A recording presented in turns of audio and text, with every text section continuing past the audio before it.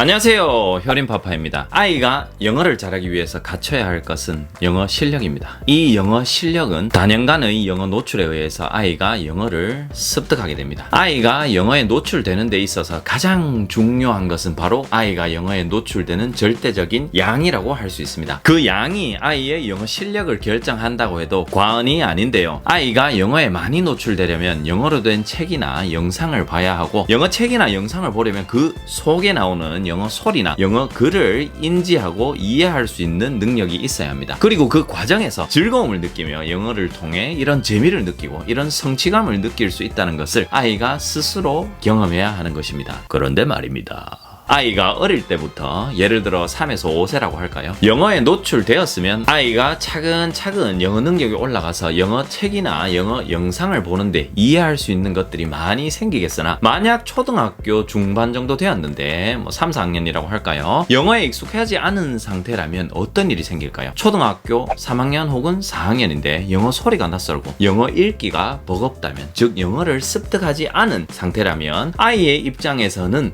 영어가 부담이고 영어로 된 자료가 낯설게 느껴질 수 있습니다. 우리말 인지 능력은 꽤 높은데, 즉 우리말이 훨씬 더 빨리 많이 발달이 되어 있는데 영어 능력은 낮아서 이 갭, 즉 차이가 상당히 존재한다라는 것이죠. 그래서 이럴 때 사용할 수 있는 묘안이 두 개가 있습니다. 바로 함께 알아보시겠습니까? 흔히 영어 교육계에서는 이렇게 이야기합니다. 사춘기 정도 되면 언어 습득 능력이 사춘기 이전보다 활발하지 않다고들 표현합니다. 그 사춘기가 몇 살이냐, 즉 새로운 언어를 활발하게 습득할 수 있는 나이가 정확하게 몇 살까지냐라고 딱 꼬집어서 물으신다면 저도 확실하게는 잘 모르겠습니다. 학자들마다 견해가 다르기 때문인데요. 언어학자들의 말을 종합해보면 대략 사춘기쯤이라고 표현을 합니다. 중고등학교 정도 될 것 같고요. 아이마다 편차가 있을 듯 합니다. 그럼 초등학교 3, 4학년은 확실히 사춘기 이전이라고 할 수 있고요. 영어를 활발하게 습득할 수 있는 나이라고 할 수 있습니다. 그런데 한두 가지 문제가 있습니다. 초등학교 3학년, 4학년이 기초적인 영어부터 접하려니 영어 자료가 너무 유치하거나 시시하고, 그렇다고 초등학교 3, 4학년에 맞는 영어 자료를 보자니 영어가 너무 어렵다는 문제가 생깁니다. 이를 해결할 수 있는 방법은 두 가지가 있습니다. 첫 번째는 바로 영어 학습서와 영어 수업, 인강 등을 활용하는 것입니다. 즉 아이가 영어 책과 영어 영상을 즐길 수 있도록 독해 문제지나 학습서를 통해서 영어 능력을 바짝 올리는 것이죠. 독해 문제지나 영어 학습서를 통해서 기초적인 영어 어휘나 표현을 익히고, 쉬운 문장들을 통해서 암묵적인 영어 문법을 익히게 되고, 우리말 어순과 다른 영어 어순에 대해 인지를 하게 되고, 영어 소리에 대해서 익숙해지는 기회를 가지는 것입니다. 영어 학습서만으로 영어 노출량을 온전히 채울 수는 없겠지만, 영어를 많이 접하지 않은 초등학생 및 중학생의 경우 영어를 습득하기 위해 일정 기간 영어 학습을 통해 어느 정도 영어 실력을 갖출 수 있는 것이죠. 이렇게 일정 수준의 영어 실력을 갖춘 후에 영어 책과 영어 영상을 접하면 아이는 영어 학습을 하기 전보다는 훨씬 더 영어 소리, 영어 어순, 영어 표현 및 어휘에 대해서 친숙해져 있는 상태이고, 아이 스스로 이해할 수 있는 것이 훨씬 더 많기 때문에 책과 영상을 더 잘 볼 가능성이 높아지게 됩니다. 결국 영어 노출량을 확보할 수 있고요. 성공적인 영어 습득으로 이어질 확률이 높아지는 것이죠. 여기서 영어 독해 문제지나 영어 학습서에 관한 수업 혹은 인강은 아이의 인지 수준에 맞는 영어 능력을 갖추기 위한 다리 역할을 한다고 볼 수 있습니다. 그럼 정리하자면 영어 학습서는 누구에게 필요한가요? 초등학교 2, 3학년, 4학년 혹은 그 이후일 수도 있겠죠. 그런 학생들 중에서 영어에 많이 노출되지 않은 학생이라고 할 수 있겠습니다. 또 다른 질문요. 영어 학습서 혹은 영어 독해 문제지 혹은 영어 수업, 인강 의 활용 방법은요. 영어 학습서에 있는 듣기 및 말하기, 소리 내어 읽기 및 독해를 차근차근 따라가며 영어 능력을 키우는 것입니다. 그리고 일정 기간 혹은 어느 정도 영어 기반을 다진 후에 영어 책과 영어 영상을 병행하여 영어 노출량을 채워가는 것입니다. 결국은 영어 책을 많이 읽어야 한다는 사실 잊지 마시기 바라며, 학습서는 그렇게 하기 위한 수단 역할을 하게 되는 것입니다. 시중에 많은 학습서들과 수업이 있지만 합리적인 가격으로 양질의 내용을 접할 수 있는 것이 있어서 소개를 좀 덧붙이려고 합니다. 책은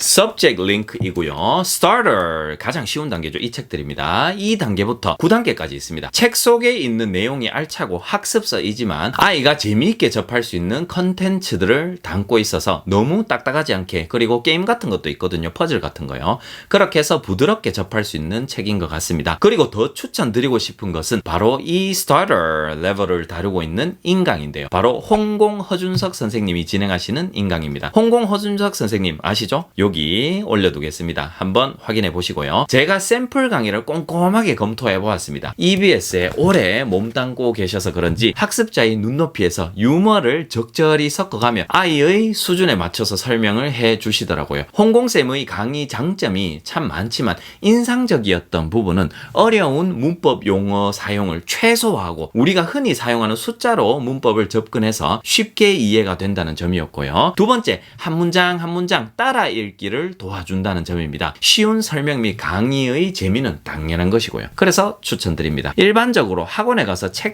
한 권을 끝내려면 최소 30만 원 혹은 그 이상이 든다는 점을 감안했을 때 홍공쌤은 이 책 한 권당 인강이 6만 원대이니 아주 혜자스럽다고 할 수 있습니다. 또한 인강을 보며 자기 주도적으로 학습하는 습관도 키울 수 있고요. 이 강의는 네이버에서 홍공마켓이라고 검색하셔서 들어가시면 있고요. 제 유튜브 영상 소개글에 홍공쌤 강의 링크를 걸어두겠습니다. 덧붙여 현재 오픈 기념으로 추가로 상당히 할인을 받으실 수 있다고 하니 꼭 한번 살펴보시기 바랍니다. 이것은 자발적인 광고입니다. 좋은 컨텐츠 소개해드립니다.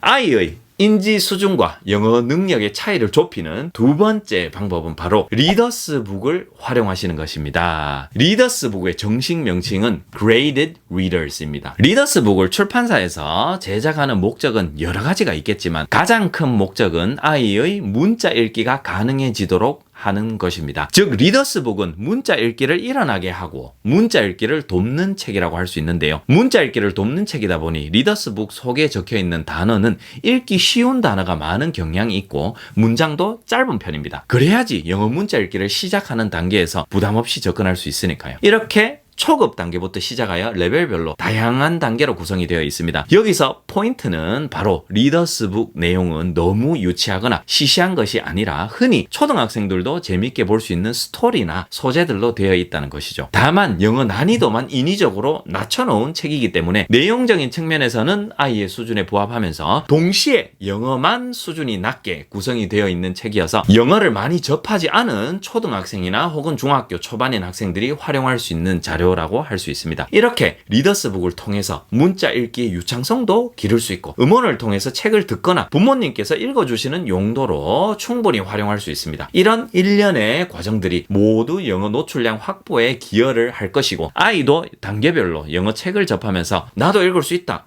읽어보니까 좀 재밌네. 나도 하니까 되네.